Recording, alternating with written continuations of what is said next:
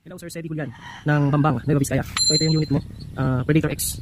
Ayan, regulated siya ng 18 PSI. Ito yung naman niya, may 2000 PSI pa. Tapos folding adapter niya, no? Napupold yung bat niya. Tapos with magazine. So target point natin 25 meters target. Ayan, so yung unit mo sir may libreng silencer, tapos magazine at saka Astro Pellet 1 box. So test natin siya ngayon, 5 shots using Astro Pellet. So ayan, bali naka-insert na rin yung magazine, ay yung silencer para makita natin kung talagang accurate siya ng may silencer. So ayan, target natin 25 meters. Ayan, test fire tayo 5 shots. So tingnan natin yung grouping kung gaano kaganda.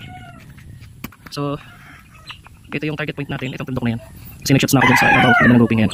5 shots using Astro Pellet. So tingnan natin yung performance niya.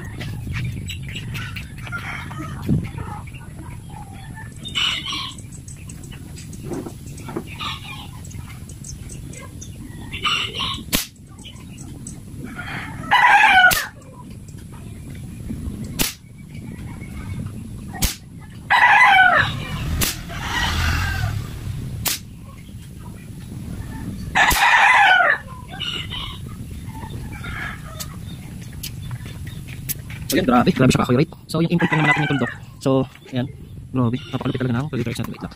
Tingnan natin yung performance. Ayan, so yung tuldok yung binabaril ko. So ito yung grouping niya, so hindi siya totally naka-zero.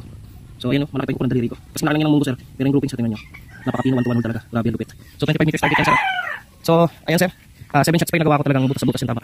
So ngayon sir, i-prepare ko na ito para mapashoot ko na sa'yo. Para ma-receive mo siya within 2 to 3 days. So ayan, napakakinis na, napakaganda ng unit mo. Ayan. So wala tayong problema sa silencer sir, nakita ko nakasabit-sabit niya. Ayan po. So ito cover. So may kasama siyang pellet tray sir, ito kung mag-single shot pellet ka. So ito decapper, pantanggal ng kasa. And then Astro Pellet, magazine at ito cover po ng thread sa dulo ng barrel. So ayan sir. So kapag hindi mo na siya matulak, it means wala na siyang load bala. Ubos na yung bala niya. 13 rounds po yung naman ng isang magazine. Ayan. So pag gusto mo sir mag-adjust ng power, ayan, may makikita ka dito tornilyo sa loob. Pilitin mo lang siya ng clockwise, lumakas at counterclockwise para niya. So maraming salamat sir Sedi. Sedi Julian ng Bambang, Nueva Vizcaya. Maraming salamat sir.